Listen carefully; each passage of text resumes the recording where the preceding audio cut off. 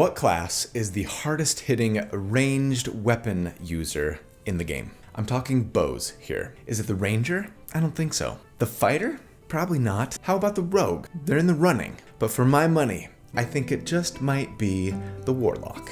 And today, I'm going to show you why. Welcome to D4.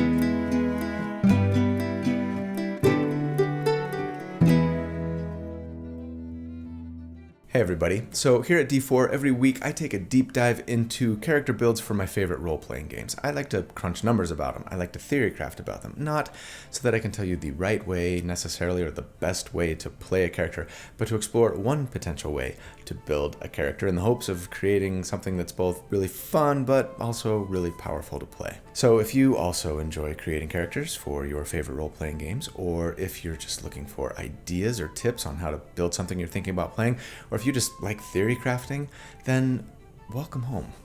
You belong here. And I'm really glad you're watching, so thanks for that. And my name's Colby. Yeah, so a while back, I made a video called The Hexbow. Check it out right up there. It was a 2014 rules-based Hexblade Warlock. In that video, I claimed, to the dismay of many, I suppose, that the Hexblade Warlock was the best ranged weapon using character in D&D 5e. And yeah, if you look at those old spreadsheets and graphs, right, which you can still see, they're all kind of together linked in the video description every week. I just have different tabs for like older builds, right? You will see that that Hexbow was the only build I ever did that only used a ranged weapon for damage to make tier 1 for sustained damage builds. That's either pretty impressive or really frustrating, depending on your stance on martials not being as good as casters at dealing damage with weapons. But things have changed significantly for ranged weapon users these days with the advent of the 5.24 rule set, as I've finally decided to just start calling it. Sharpshooter got nerfed, so it no longer deals an extra 10 damage per hit at the cost of a -5 2 hit, right? Crossbow Expert doesn't let you get a bonus action light crossbow attack inherently, though you could dual wield them now to make that happen. Still on my to-do list, by the way.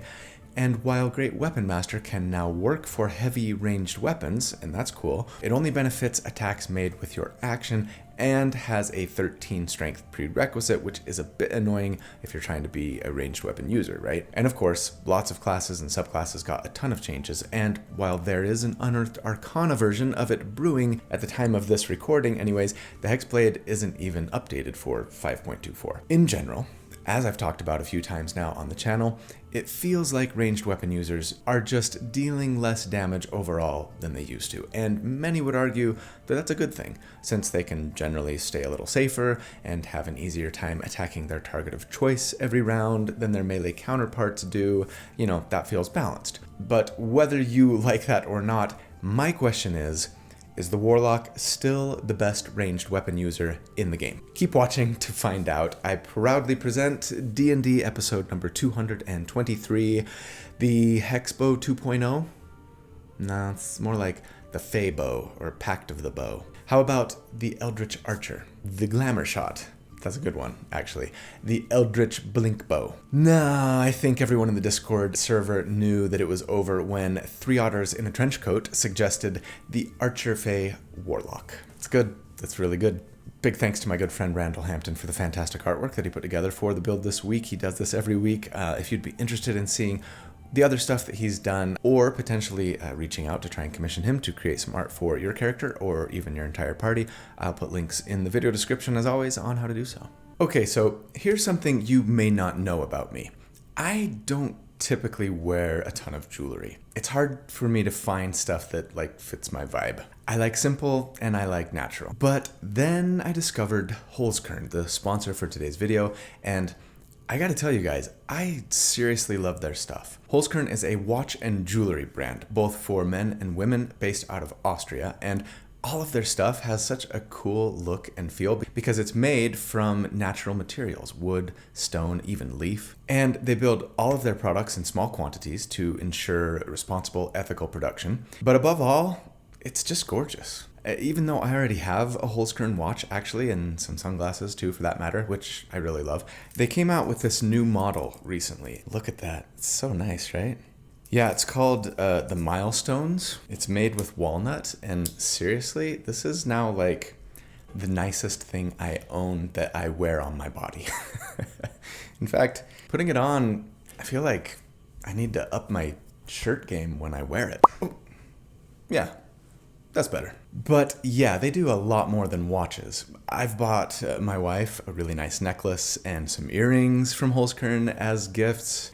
And I actually got my son this really cool like band as a sort of first day of college gift. It's made from sodalite stone, and I know that he'll like it because he picked it out himself. So even though they're in Austria, Holzkern offers free worldwide shipping, and if you're here in the US, no worries, they even take care of the custom fees for you. It'll show up in 5 to 9 business days. So look, go check these guys out. I mean, Christmas is going to be here before you know it, right? Just go to this website here, and I will link it in the video description and the pinned comment too, as always. And yeah, please use that URL if you wouldn't mind, so that they know I sent you. And also, if you use the discount code D4 at checkout, you will save 15% off of everything on their site. That plus free shipping, it's a pretty awesome deal. Oh, and be sure to check out their free premium club. It gets you access to exclusive products, discounts, and pre-sales that are just for members. If you sign up for it and then you come back later, you get an exclusive discount on your first purchase. Pretty cool. Okay, huge thanks to Holzkern. I legit love the stuff that you guys make, and so does the rest of my family. You're becoming my go-to for gifts for special occasions.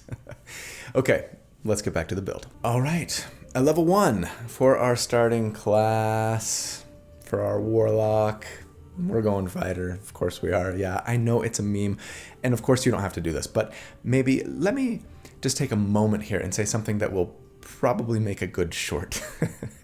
I mean, my good friend Monty from the Dungeon Dudes once said, fighters are like the bacon of D&D. I think the fighter is the bacon of D&D classes. Because most things are made better by adding bacon. Yes. And in 5.24, that is more true than ever, I think. Starting with just a single level of fighter gets you Constitution saving throw proficiency for better concentration checks, armor, and even shield and weapon proficiency if you need them, a fighting style, and the new amazing weapon mastery. We want every single one of those things on this character, every one of them.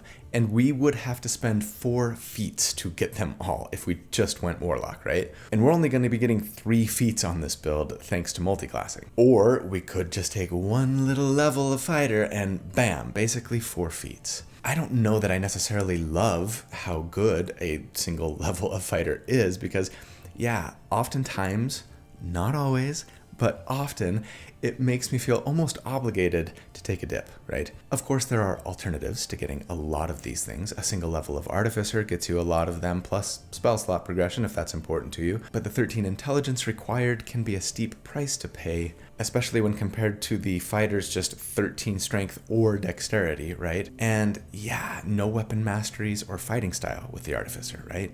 Anyways, yes, as we craft this bow-using ArcherFey Warlock, I am going to start with a fighter dip. You do what you want to do, but it will make the character a lot stronger.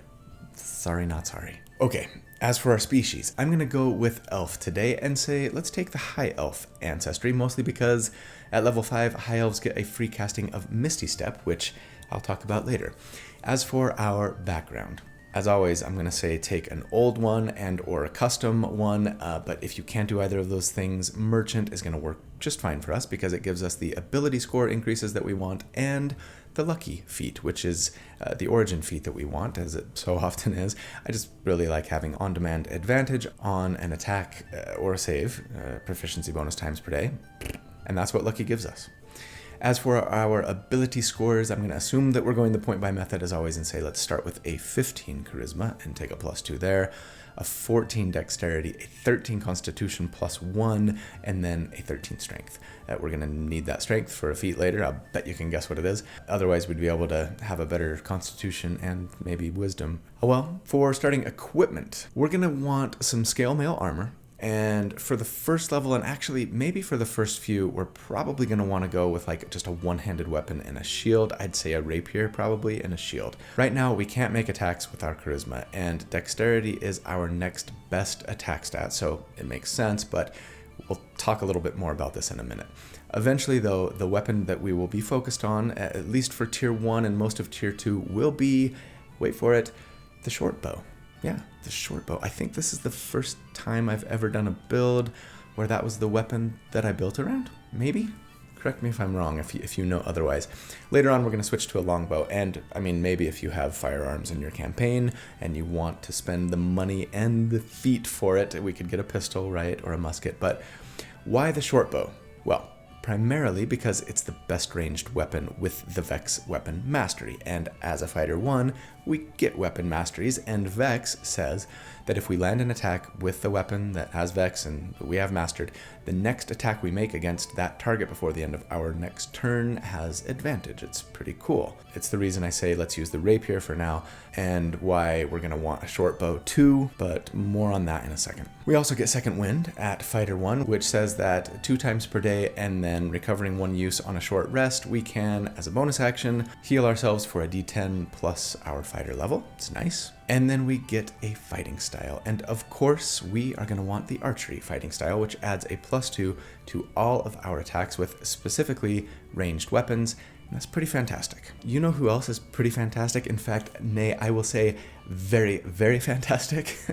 My channel members and patrons. And I wanted to give you guys a quick shout out. Thank you so much for your support. I could not do what I do without you, and it means the world to me. If you're not a member or a patron, I'd love it if you'd consider becoming one.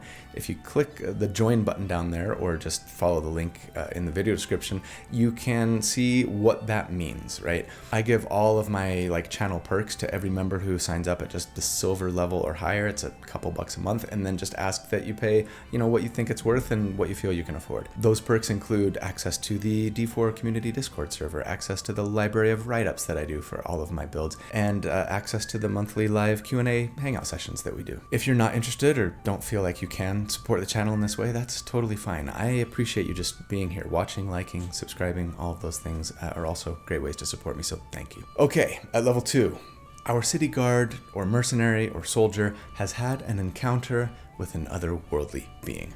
How this happens, what this looks like, and why you decide to enter into a pact with them is completely up to you and your DM, but please make sure that you have that conversation with them before you begin playing this character at their table, and make some plans. But whatever your reasons, yes, we are taking Warlock levels now. As a Warlock 1, then, we get an Eldritch Invocation right away, which is awesome, and we are, of course, going to take Pact of the Blade, which allows us to use a bonus action to conjure a pact weapon in our hand, and then use our charisma for the plus to hit and damage with that weapon, and even decide if the damage is the usual type, or necrotic, psychic, or radiant. That's amazing. The one big drawback for us here is that the weapon you summon has to be a melee one. Fortunately, we are also told that we can just create this exact same bond with any magic weapon that we touch, so long as no one else is attuned to or bonded with it. So in that case, yeah, it could be a ranged weapon as long as it were a magic weapon. Now, I'm hoping that with a conversation with your DM, they'll just hand wave the whole has to be a melee thing. But if they don't, then we're gonna have to wait until we can get a magic ranged weapon before it can be our pact weapon, right? And for the record, a silvered weapon is a common magic item, and it can be any weapon, right? So a silvered short bow is totally a thing. Again, though, something to talk about with your DM, right? So I'm just going to assume for our purposes today that by our first damage report, at least, we're going to either have a magic bow, or that your DM has said it's fine for us to summon one as a pact weapon. Cool? Until then, sure, if we really wanted to have a pact weapon, we could do a pact rapier, right? Or actually, sure, like a pact hand axe, since remember, we can summon the pact weapon every round with our bonus action, like throw it with our action, and then our next turn, summon it back, throw it, rinse, repeat, right?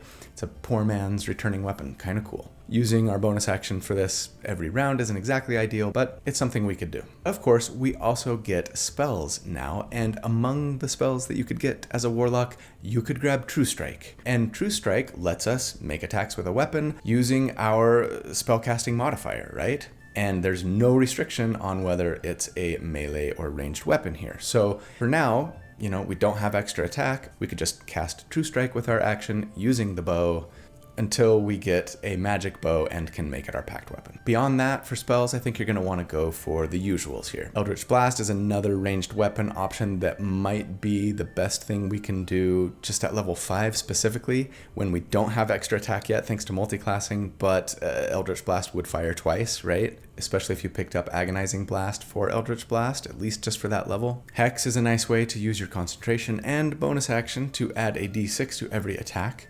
Armor of Agathis gives some nice temporary hit points and returns cold damage when you're hit in melee. Hideous Laughter is great single target control, and Bane is a fantastic multi-target debuff. And no, just in case you're wondering, as a warlock, we do not have access to the Silvery Barbs spell. So thankfully, we don't have to worry about being attacked with torches and pitchforks by the Silvery Barbs mob, as we so often are. And yeah, if you like the t-shirt, you should totally check out my new merch shop, link in the video description. There's only 2 options available right now, the shirt I wore last week and this one, but I'm always looking for more suggestions, so if you have any, please leave them in the comments. At level 3, we would be a Warlock 2. That means we get Magical Cunning, which lets us, with a 1-minute ritual, restore half of our Warlock spell slots, of which we have 2 now, once per day. This is nice if we just don't quite have enough time for a short rest. But then we get 2 more Eldritch Invocations here, and you know, I would probably take Agonizing Blast and use it with True Strike for now, right? That's going to add extra charisma damage to our True Strike, you know, anytime we use that cantrip, which makes it a pretty decent damage option right now. And, you know, if we're not using Pact of the Blade, you could just swap Pact of the Blade out with this, right? And now free up another one. Eldritch Mind would be great to have here to get advantage on concentration checks, you know, and with that starting level in Fighter, our concentration is as protected as it can be. At level 4, we would be a Warlock 3, and yes, that means we get our subclass, and can you guess which one we're going to choose? Of course you can, because that awesome title totally gave it away. Dang, awesome titles always ruining my surprises. Yeah, the ArcherFey.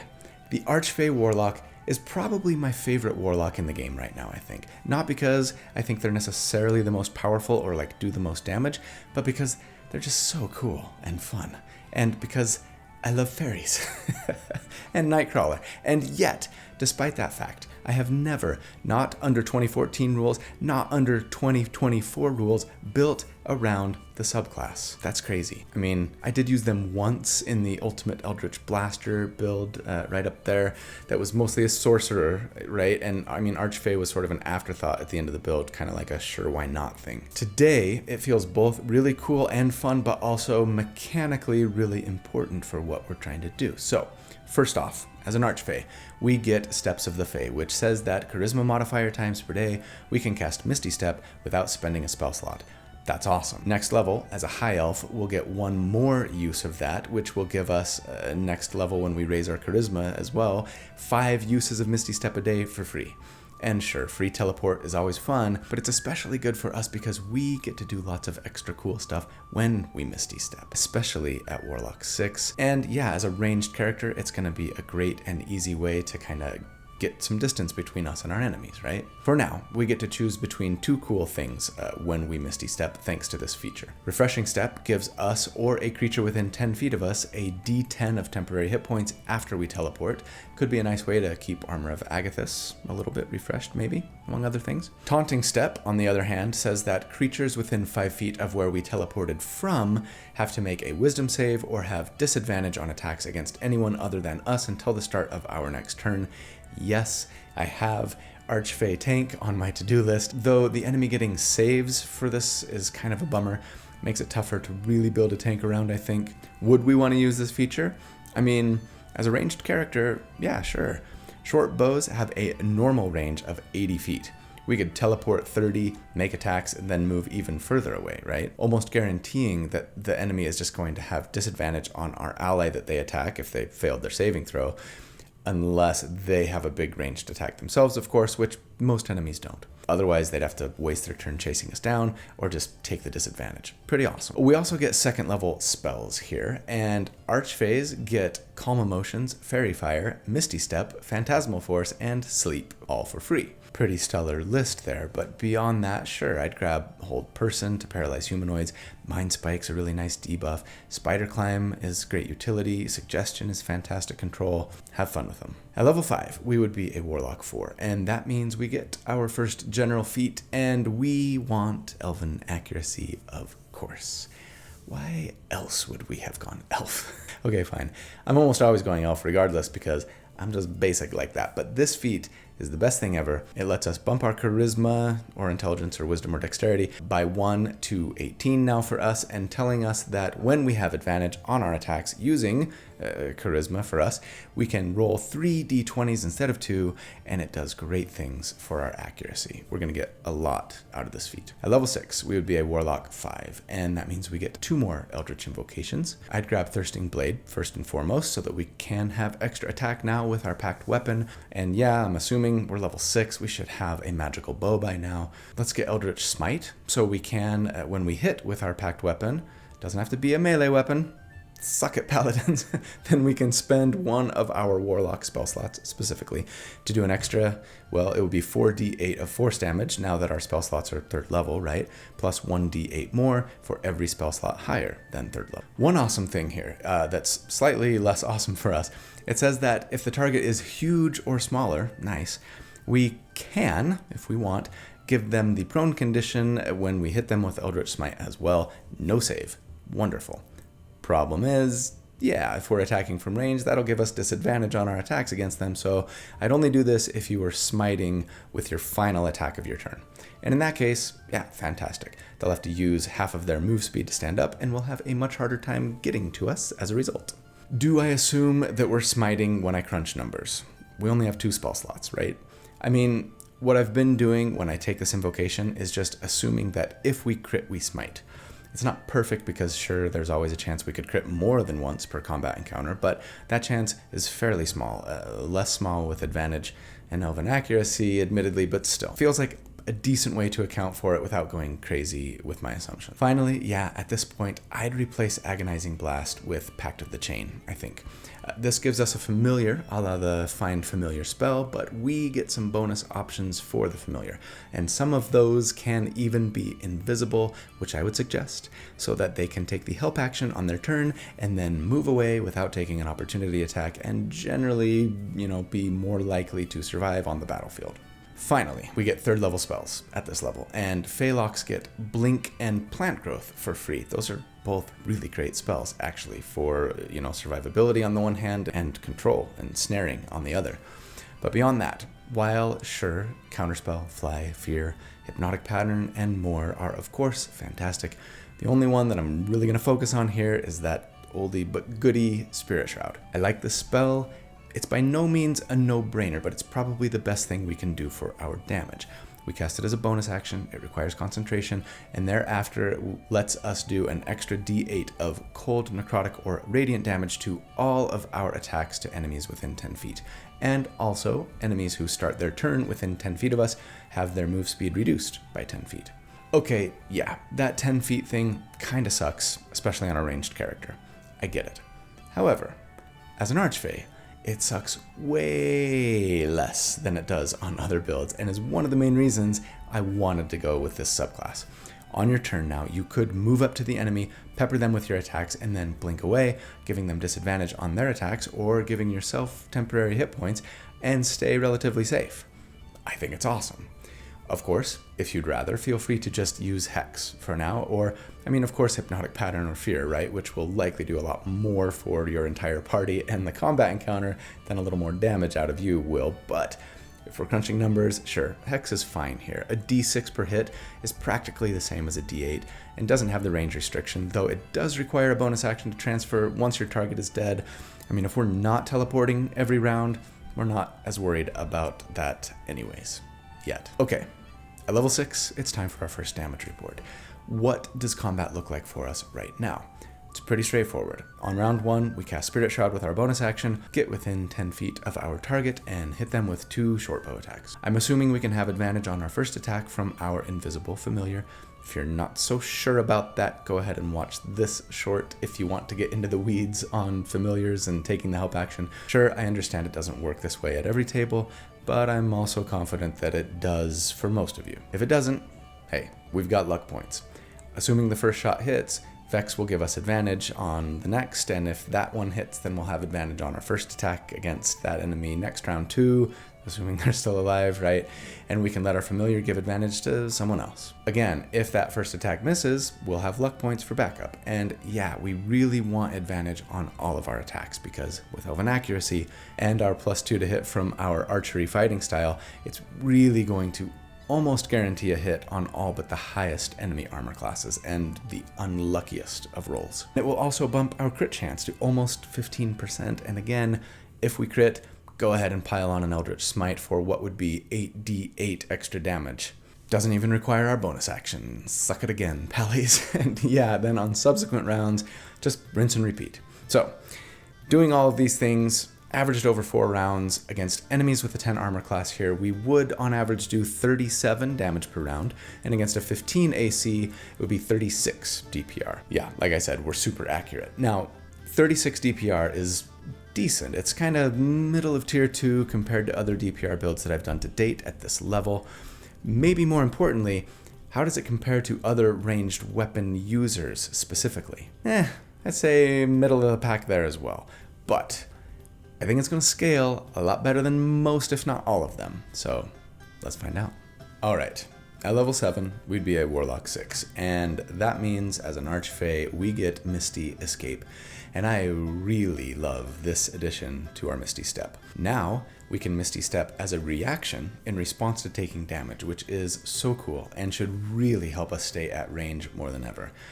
And we get 2 more options to modify our Misty Step with. Dreadful Step forces creatures of our choice within 5 feet of where we stepped from or appear in, a nice versatility there, forces them to make a wisdom save or take 2d10 psychic damage. It's pretty cool. Not going to put that in our damage calculations because it's hard for me to know if you're going to have to flee someone or not, and I definitely don't want to be teleporting next to an enemy if I can help it. No, I am more interested in the disappearing step option here, which says that when we Misty Step, we become invisible until the start of our next turn or until after we make an attack, deal damage, or cast a spell. That's super cool and will really help keep us safe, and is the other main reason I wanted to go Archfey for this build. I love the idea of getting hit and then with our reaction just teleporting and going invisible, like poof. The enemy has no idea where we went. We could be anywhere. They're super freaked out right now. I will say though that I really wish Wizards of the Coast would have let the invisibility last until the end of our next turn or until we did something to break it. It'd be fun to bamf away when we get hit, thus going invisible, and then have our first attack automatically be made with advantage at the beginning of our turn because we're invisible, right? That said, we can still Misty Step at the beginning of our turn if we wanted, bamf in to within 10 feet with our bonus action at the beginning of our turn, right? Going invisible, then making our first attack with advantage because they can't see us, hopefully hitting and getting advantage with our second attack then from Vex, right? Using a luck point if not, then returning to safety. So yeah, at this point, feel free to have your familiar help someone else if you don't need them. At level 8, we would be a Warlock 7, and that means we get yet another invocation. I'm going to say just pick your favorite here, PYF. There are lots of good ones. Ascendant Step for free levitate, one with the shadows for yet another way to go invisible. You maybe, do this before combat even begins. You're creeping around invisibly, and then on round 1, you start off invisible. Save yourself a Misty Step use. It lasts for an hour. Lessons of the First One is a great way to get another origin feat. You can pick up Alert or Tough, right? Enjoy. But then we also get 4th level spells here. Archerfeys get Dominate Beast and Greater Invisibility for free. So much invisibility. But beyond that, Banishment can be nice control, especially against other planar beings, right? Dimension Door is a teleport on steroids that you can use to bring a friend. Seems pretty on point thematically. I like Psychic Lance for damage and control, and then there's Shadow of Moil, a Warlock staple. It heavily obscures you, essentially granting the same benefits as being invisible, and also returns damage to melee attackers. If it didn't require concentration, I think it'd be a no-brainer. As is, attacking from range, having tons of teleports, and lots of ways to get advantage. I'm going to stick with Spirit Shroud or Hex for concentration if we're concerned about damage overall anyway. Fear or Hypnotic Pattern otherwise, for that matter. because they're so good. At level 9, we would be a Warlock 8, and that means we get another feat. And this is where our shortbow affair comes to an end, I think, sadly, because I want to get, yes, Great Weapon Master. I considered going for this even sooner, but we just got more out of Elven Accuracy at all but the easiest to hit armor classes, back at that level 6 damage report. But now that our proficiency bonus is 4 and we've got our charisma up to 18, I think it's time, yes, to go for it. So Great Weapon Master has changed a lot in 5.24 in that it now works with all heavy weapons, not just melee ones like we've said, to give extra damage when we hit them equal to our proficiency bonus, but only on the attacks we make with our action. It also has a prerequisite of 13 strength and raises our strength by 1. That's a little poopy, but oh well. We got a 14 strength now. We're a buff Warlock. Warlock! There's also the Hue feature for Great Weapon Master, which gives us a bonus action attack if we crit or kill our enemy, but alas, it only works with a melee weapon. That's really lame. It almost makes me feel like letting this work with ranged weapons was an accident on Wizards of the Coast part. It's still a good feat, and is, I think, the best way for us to increase our range damage, but yes, it requires us to ditch the short bow in favor of the longbow, since the longbow's heavy, the short bow's not. That means we lose out on the Vex Mastery and its potential advantage in favor of the longbow's slow mastery, which is also cool, but advantage, right? We need it. Fortunately for us, we are an ArcherFey Warlock. More on that in a second. First, some of you may be asking, why not a heavy crossbow or a musket here? They do a little more damage than a longbow, right? Well, it's because thanks to the loading property, which those weapons have, they would make it so we could only take 1 attack per turn with those weapons unless we got either the crossbow expert or the gunner feat, right? And I don't think that's really worth it for just a teensy bit more damage. Plus, longbows are just cooler. Come on. Okay. At level 9, it's time for our next damage report. Since last check, in addition to the extra damage we've picked up from Great Weapon Master, our Eldritch Smite on a crit damage increases thanks to 4th level spells, right? Up to 10d8 if we crit. And our weapon damage increased slightly thanks to using a longbow. Our tactics have changed quite a bit as well. Now, after round 1, once we've used our bonus action to get Spirit Shroud going, right? And assuming we had uses of it available, bonus action first to Misty Step within 10 feet of our target, going invisible, then make our first attack with advantage, but with a longbow. Here's a question. Can your familiar help you to get advantage on your second attack? Rules is written, no, and I'm guessing at most tables, probably no still.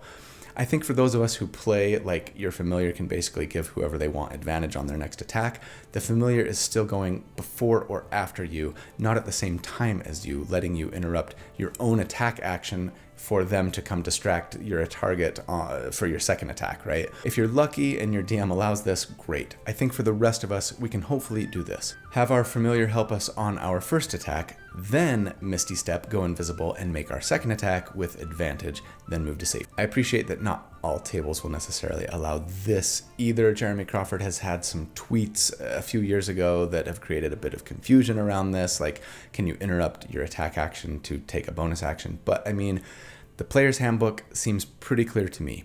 You choose when to take a bonus action during your turn, unless the bonus action's timing is specified, period. And the timing on Misty Step isn't specified, it's just bonus action, right? As always, feel free to argue about this in the comments if you want. I kind of love the idea of you're attacking your target from 60 feet away and then all of a sudden, poof, you're invisible, but then you're 10 feet away from them, attacking them, and then, running away. It's just cool and fun, and you're just all over the place. They don't know where you're gonna show up. In the end, if you can't do all of these things to get advantage, right, or your familiar dies, well, we've got luck points to fall back on, so I'm gonna keep assuming that we've got advantage on both of our attacks every turn, okay? Okay. And so, against enemies now with a 10 armor class, we would on average do 49 damage per round, and against a 16 AC, it would be 49 damage per round.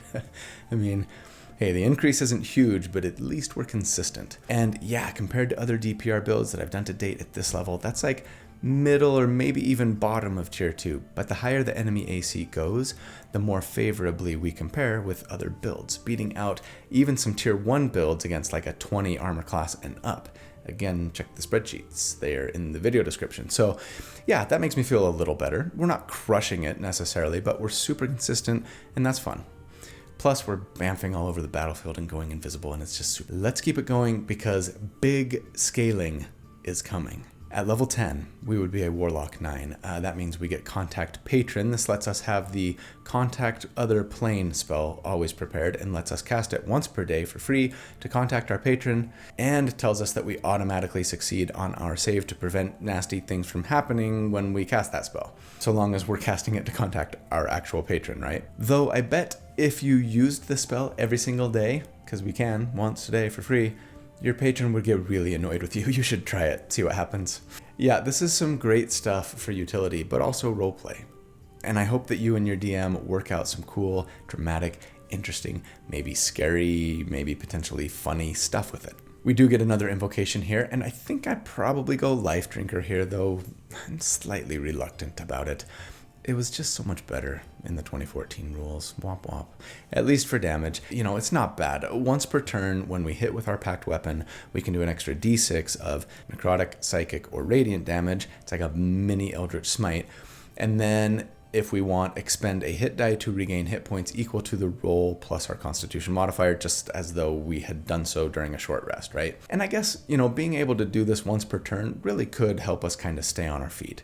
Keep us topped off, or if we take a big chunk of damage, well, we kind of slowly regain it back over time, right? The extra damage we do is fairly paltry, but it's definitely more of a Life Drinker ability now, so that's cool. We also get 5th level spells here, and Archfeys get Dominate Person and Seeming for free, both great spells if you need them. But beyond that, I'm probably grabbing Hold Monster for paralysis on anything, and Synaptic Static for fireball-like AoE damage with a really nasty debuff. Perhaps most importantly, for spreadsheet purposes, with 5th level spell slots, when we cast Spirit Shroud now, it will do 2d8 damage per hit. Much appreciated. At level 11, we'd be a Warlock 10, and that means we get Beguiling Defenses as an Archfey, which gives us immunity to the Charmed condition. Very nice and very Fey-esque. And then gives us a little Retaliation plus Uncanny Dodge ability. If we get hit with an attack, we can use our reaction to reduce the damage by half, and force the attacker to make a wisdom save or take psychic damage equal to the damage that we took. That's really pretty cool. Alas, it's only usable once per day unless we want to spend a spell slot to do it again, but still cool. It will be really fun to get a kill with this in a close fight, especially, I think, right? Especially if an enemy just does a massive damage attack to us and then we make them take half of it and boom, they're dead. So cool. Don't forget, too, at this level, Warlocks get a 3rd Warlock spell slot, right? For more potential smiting or whatever else we might need a 5th level spell slot or lower for. At level 12, we'd be a Warlock 11, and that means we get a 6th level Mystic Arcanum. Remember, this doesn't give us 6th level spell slots, right? Like other casters, it just lets us learn a 6th level spell that we can cast once per day. And sure, Scatter, Soul Cage, and others would surely be better, smarter options, but if we took Tasha's Bubbling Cauldron, we could get a little damage bump. So sure, let's do that. Yes, for fun. I really love this spell, actually. It lets us summon a cauldron that lasts for 10 minutes and produces charisma modifier number of common or uncommon potions of our choice that last until you cast the spell again. So yeah. If we made Potions of Growth, it would put you under the Enlarge effect of the Enlarge Reduce spell for 10 minutes, no concentration required, and while that might only increase your weapon damage by a d4 every hit, I mean, we can make 4 of these things per day. I bet you got other allies who could benefit from this. It might be kind of fun to have a party of like giants running around the battlefield, right? Messing stuff up. I say we do it. But at level 13, things really kind of peak for us because we get a ton of great stuff. We'd be a Warlock 12, and that means we get another feat, so we can finally cap that charisma modifier. Or sure, you could pick up Sharpshooter or grab Gunner or Crossbow Expert if you wanted to use a different weapon. I think we'd be better off just capping charisma, especially since we can teleport away from melee so often, right? But do what you think is best. More importantly, we're going to get another invocation, and at Warlock 12, we can finally grab a Devouring Blade, which basically gives us the fighter's extra attack. So 3 attacks now with our action, all of which get to add our Great Weapon Master damage, which goes up this level because our proficiency bonus bumped, right? Hooray. And all of this is just in time for our next damage report. Since last check, we've added another D8 to every hit from an upcast Spirit Shroud, a D6 once per turn from Life Drinker, a D4 to all of our attacks from Potion of Growth. Our Eldritch Smite on a crit would now do 12 D8 damage. We've capped our Charisma and added that sweet 3rd attack per round. This is peak ArcherFey pew pew time. Against enemies with a 10 armor class, we would on average do 112 damage per round. And against a 17 AC, it would be barely less, 111 DPR. Wee-wee! Now we're talking. That is more than double since last check, and we broke the Centennial Barrier. This launches us all the way up to like upper tier 1 status when compared with other DPR builds that I've done to date at this level. That's amazing. I'm a little sad it took us this long to get here, but hey, we're working with ranged weapons in 5.24, people. Damage is a struggle for everyone, and at least we've been able to keep up. Now, we're leaving them all behind. Awesome. Let's see if we can stick the landing. I'll admit I'm a little nervous because, see, from this point on, there's not a lot we get damage-wise by staying with Warlock. Of course, getting 7th and 8th level spells alone are worth considering staying Warlock, right? The Phalok's Bewitching Magic is pretty cool. Our damage is pretty solid already now, right? More invocations would be nice, but you know me. I'm eyeing the DPR and wanting to find ways to give it a bump. So in the name of just exploring the limits of what's possible for us, let's explore some more multiclassing. First up, of course, would be at level 14, Fighter 2, because, yeah, come on. Action Surge is awesome. Lets us take 2 actions on our turn, once per short rest, and at this point, that would give us 3 more attacks on, that round, all adding Great Weapon Master damage, among other things. Unfortunately, we probably wouldn't have advantage on all of those unless we wanted to blow most of our luck points, but our hit chance is pretty solid with that archery fighting style, so it'll still be really nice burst damage either way, whether we spend those luck points to get advantage on 6 attacks on round 1, right, or not. Especially considering that on 6 attacks, and if they all had advantage with Elven Accuracy, your chance of critting at least once on that kind of opening round, assuming you did this on round 1, right, is super high. So yeah, that would be some pretty intense Nova damage there. We also get Tactical Mind here at Fighter 2, which lets us use Second Wind to add a D10 to a failed ability check, only using up the Second Wind use if we thus succeed. That's really cool. But then at level 15... sure, you could stay Fighter. Battle Master would be fun, Eldritch Knight could be useful. Psy Warrior would be cool. So yeah, subclass would be nice. But we just get a teeny bit more damage out of Rogue, I think. So why not? The Fae are tricksy. This doesn't feel like too much of a stretch for the character, especially with the subclass that we'll be taking. So yeah, let's say at level 15 we go Rogue 1. We get Thieves' Cant so that we can, speak and decode that secret language that only those who speak it know. We get Expertise to double our proficiency bonus in 2 skills that we're proficient in. I'm going to say pick your favorites there. We get more weapon masteries, and yeah, PYF there too. But then we get Sneak Attack, which says that we can add a d6 of damage once per turn when we hit with a ranged or finesse weapon, check, on a target that is either next to one of our allies or that we have advantage against, check. At level 16, we'd be a Rogue 2. That means we get Cunning Action so that we can use a bonus action to dash, disengage, or hide, which might come in handy if we're running low on free Misty Step uses especially. But then finally, for us, at level 17, we'd be a Rogue 3. That would give us Steady Aim, which would let us use our bonus action to get advantage on our next attack. Again, potentially useful so long as we're okay giving up our move speed as well. That feels a little dangerous, though we can teleport. I don't know, use Steady Aim with caution here.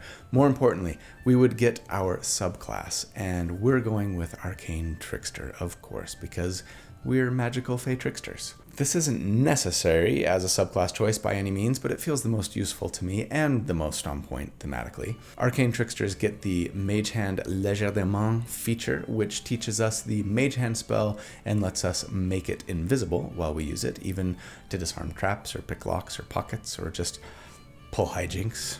This plus our invisible familiar means all kinds of shenanigans that we could be getting up to here. But then, yeah, we get wizard spells, and that would let us grab shield for better defense, among lots of other cool and useful things. But yeah, pick your favorite wizard spells here. Lots of decent and useful ones to choose from. Finally, though, don't forget that at Rogue 3, our sneak attack goes up to 2d6 when we use it. And so, for our final damage report, then, where are we at? Since last check, we see a decent little bump to our average damage thanks to Action Surge, and then a smaller one from getting to add 2d6 damage from Sneak Attack once per turn, though we have gained some nice utility and defense along the way while we're at it. But now, against enemies with a 10 armor class, we would on average do 145 damage per round over a 4-round combat encounter, and against an 18 AC, it would be 141. DPR. And to be honest, that's a little better than I thought it would be. Action Surge is doing most of the scaling work there. We'd be doing like 220 damage on average right on round 1 if we wanted to Action Surge right at the beginning. That is not bad burst. Compared to other DPR builds that I've done to date, this keeps us in the upper half of tier 1 at this level still. So, really nice. Okay, let's get into some final thoughts. The tier score for this build, if you take the damage that they do at each of the damage reports for each of the enemy armor classes that we calculate for and just average it all into one big number, we end up with an 82. It's actually at 81.73, meaning we're like 0.2 of a point off from the first 2024 build that I did outside of that, Assassin Rogue expose, the new Pact of the Blade lock, right up there. Check that out. So yeah, almost exactly the same damage, at least on average, which, yeah, again, I did not expect. There are bigger differences between those two builds if you look at like the level by level, but anyways, I'm not gonna lie. I was absolutely not expecting things to go quite this well for this build. I assumed we would be in a really good place once we got that third attack, but I underestimated just how good. When we add all the extra little damage riders from spells, invocations, and such, it really adds up. So, what's the verdict? What's the answer to the question that I asked at the beginning? Is the Warlock still the best ranged weapon user in the game? I mean, kinda. It depends, really. It depends on what level and what enemy AC, and of course, how you build them. In Tier 1 and Tier 2, where admittedly most of us play the game, right? They keep up, but are really just kind of middle of the pack. Once we get into Tier 3 and beyond, though, yeah, they're pretty much blowing every other bow user out of the water, and it's not even close. What I really appreciate is that they even outpace some thrown weapon users, like the BFG. Do I still have cards? I think so, at least at higher levels. Up until I crunched the numbers on this thing, I was 100% convinced that the best weapon users attacking from ranged in 5.24 were all going to be just thrown weapon users. I'm happy to say that at least at higher levels, that is not necessarily the case. And sure, as I'm guessing some of you are thinking, we haven't tried a Conjure Minor Elementals ranged weapon user yet. There might be a Valor Bard or Blade Singer bow user that outpaces even this one at higher levels. I know, it's also on the to-do list. But yeah, some of you might be upset by this news, right? Because we're almost a full caster, at least a Warlock full caster.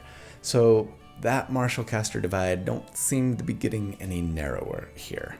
I, for one, am not one of the people super upset by this. It's one of those things, right? We're blowing a ton of resources. If we run out of luck points and teleport uses due to having lots of combat encounters, our numbers go way down here. They're still good at tier 3 and 4 especially, but less so at tier 1 and 2. And again, that's where most of us spend most of our time playing, right? So maybe we can put those torches and pitchforks down. I love the idea, personally, of a Warlock spellbow that can keep up damage-wise without having to rely on boring old Eldritch Blast, without having to be a Hexblade, and still do lots of cool, fun, warlocky things. Especially this Warlock spellbow, who gets to teleport all over the battlefield, go invisible or debuff their enemies or bolster themselves or their allies at the same time, appearing in your face out of nowhere, pumping you full of arrows and then scampering to safety and then doing it all over again. They can be anywhere, attack anyone, and do so with a lot of style and to great effect. And I can't wait to try them out in game sometime. So that's the build for the week. I hope you enjoyed it. I love you guys. Thank you so much for all that you do, for me, for this channel. I hope you have a really great day and a fantastic week. And if you don't, please don't give up. Hang in there.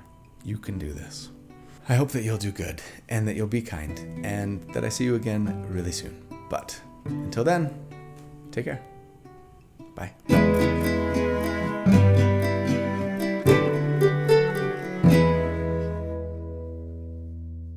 It's cloudy today, but no rain came. I sat and waited outside. The wind and the trees were all shaking, but the storm passed us by. Still on most days, I hear myself say, everything's easy. But you never know, wherever I go is a way. I have sung girly man songs on this channel before, I'm sure. That one's probably my favorite today. If you guys have not checked them out, I am telling you, girly man, everything's easy. Just Google it. I'm sure it's on YouTube. I love that band. I wish they were still making music. The 3-part harmonies in that song, in all of their songs, that song maybe especially, is just out of this world. Check them out. Ooh, come on, camera. It's right here. And then we will do a jump cut. All right. Okay. I'd grab Thirsting Blade first and foremost. Need a dwink. Oh well. It's still a good feat, and they would keep us. They would. Okay. Okay. Would surely be better, but if we're a level 13 is